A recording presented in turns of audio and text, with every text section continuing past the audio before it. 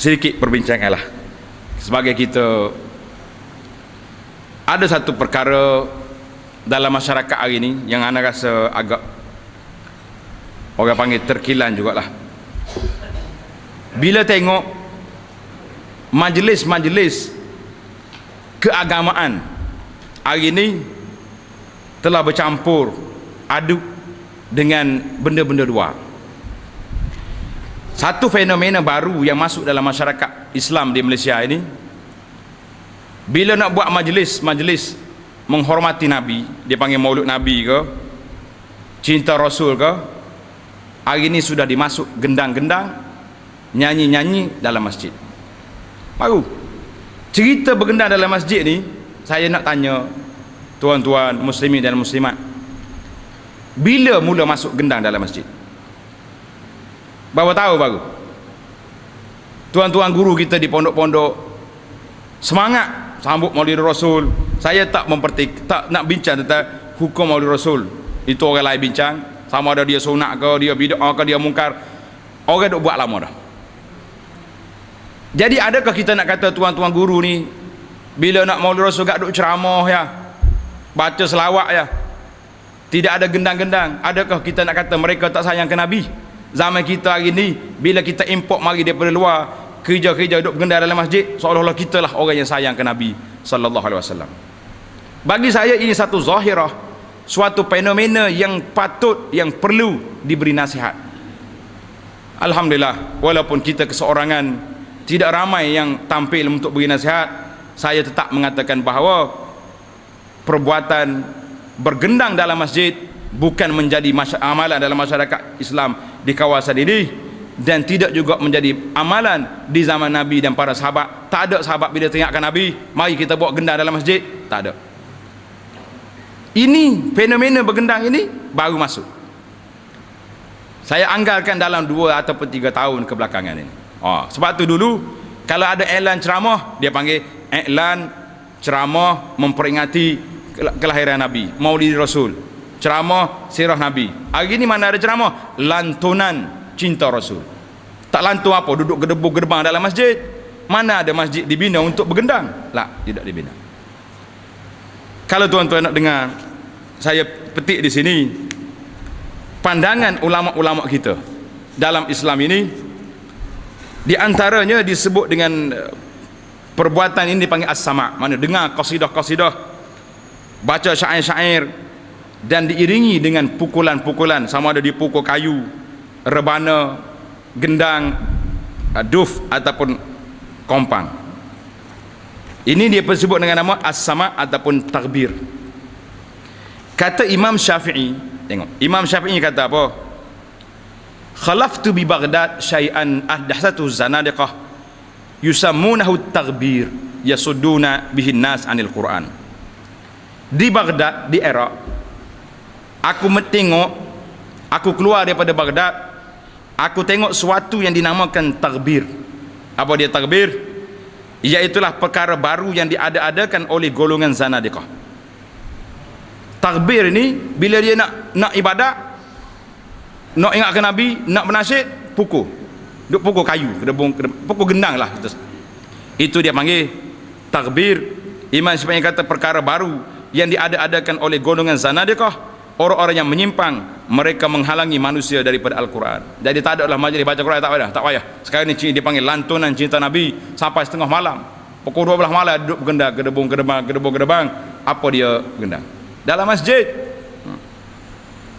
Kata di ulama, wa ma zakarhu Syafi'i min annahu min ihdasi zanadiqah fahuwa kalamun imamun khabir bi usulil Islam.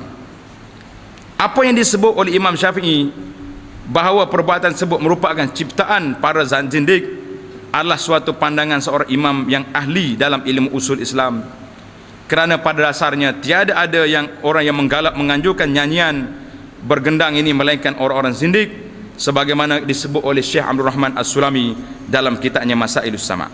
Tengok dalam kitab Al-Um bagi Imam Syafi'i, dia kata apa? Seorang laki-laki, ni kitab Imam Syafi'i, tuan-tuan boleh cek balik. Kita mazhab Syafi'i, kita berpegang pada pandangan imam kita. Imam Syafi'i kata seorang laki-laki yang menyanyi dan menjadikannya sebagai pekerjaan adalah ia diundang dan ada kalanya ia didatangi sehingga ia dikenali dengan gelaran penyanyi, syair, juga seorang wanita seperti itu, maka tidak diterima sumpah persaksiannya kerana menyanyi termasuk permainan yang dibenci. Tetapi adalah yang lebih tepat, siapa sahaja yang melakukannya maka dia sebut sebagai seorang yang dungu dan mereka termasuk orang yang sudah tiada harga diri. Jadi Imam Syafi'i kata dalam bab penyanyi-penyanyi itu dalam kitab Jadi panjang. Bagi mazhab Syafi'i, saya nukil dalam kitab mazhab Syafi'i, kitab Mughnil Muhtaj.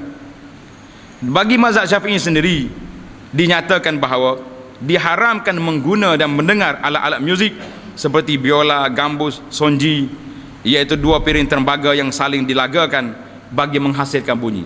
Orang duduk atas piring itu, atas pinggang, gendang, serunai dan sebagainya.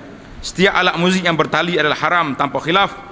Dibolehkan duf, kompang kecil bagi majlis kenduri kahwin dan seumpamanya. Mana majlis kahwinnya boleh. Nyanyian jika tanpa alat muzik hukumnya makruh, dan jika dengan diiringi alat-alat muzik adalah haram. Ini fiqh mazhab Syafi'i. Tuan-tuan boleh dakwah, boleh jawab. Oh, dia kata ada pandangan ulama-ulama kontemporari hari ini mengharuskan. Itu kontemporari. Ini fiqh mazhab Syafi'i dalam kitab Mughnil Muhtaj dalam apa kita nak.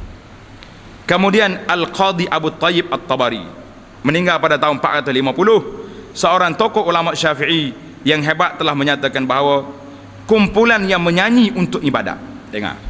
Kumpulan menyanyi untuk ibadat. Oh, kita awal ini cinta Rasul. Bila buat majlis cinta Rasul, nak ibadat ke tidak? Ibadat. Kalau tak ibadat, pergi stadium. Baru senang, kita lompat sana kuat-kuat. Kumpulan yang menyanyi untuk ibadat ini telah menyalahi jamaah muslimin kerana telah menjadikan nyanyian sebagai agama dan ketaatan.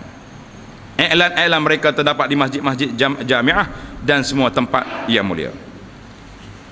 Yang terakhir yang saya nak petik di sini, panjang lagi lah, fatwa Imam As-Suyuti. Imam Suyuti ini masyhur dalam fiqh Syafi'i, meninggal pada tahun 911. Imam Syafi'i kata apa? Wa min zalikar raqsu wal ghina'u fil masajid.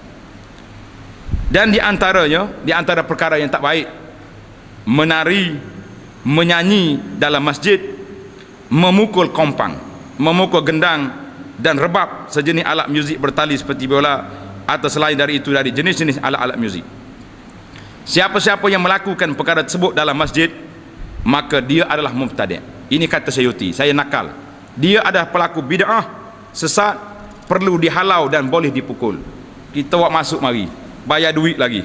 Imam Suyuti kata kena halau orang mari nak bergendang dalam masjid, kerana dia meremehkan perintah Allah untuk memuliakan masjid. Allah Subhanahu wa taala berfirman, bertasbihlah kepada Allah dalam masjid-masjid yang telah diperintahkan untuk dimuliakan, iaitu dibaca kitab Allah dalamnya. Rumah-rumah Allah adalah masjid-masjid dan Allah taala telah memerintahkan untuk memuliakannya. Jadi ini di antara pandangan Imam Suyuti. Imam Suyuti ni imam yang itu hebat dalam fiqh Syafi'i. Dia kata orang duduk bergendang dalam masjid kena suruh dia keluar, kerana mereka telah melakukan satu bid'ah yang tidak dibuat oleh para sahabat dan ulama-ulama yang besar-besar. Muslimin dan muslimat, itulah nasihat saya.